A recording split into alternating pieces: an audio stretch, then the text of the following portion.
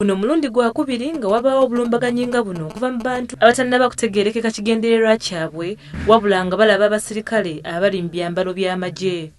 Mu bulumbaganyi buno batera n'okubba emmere, ensolo ko n'okugoba abantu mu mayumba gaabwe.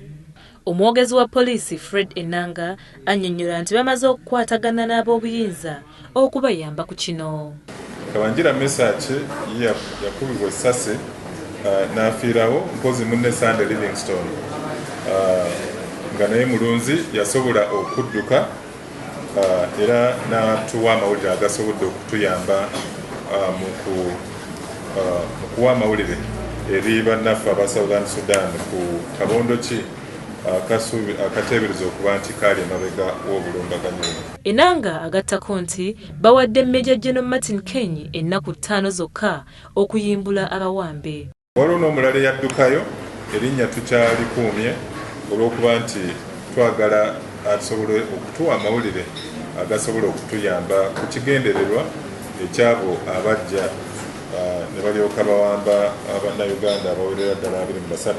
Mu ngeri y'emu, emirambo gy'abasirikale ba poliisi abaakubiddwa e DR Congo gikomezeddwawo ku butaka wano mu Uganda. Abasirikale ba poliisi bana baakubwa amasasi abasirikale ba DR Congo ku nnyanja Albert mu disitulikiti y'e Ntoroko. Bano baali bakola kikwekweto ku nnyanja eno okukwata abamenyi b'amateeka. Abasirikale baffe bana abaafudde mwe muli Kopolo Obala Bilal, Sergeant Waswa Muzaffaru, Police Constable Singoma Bernard ne Police Constable Ochemu Moses.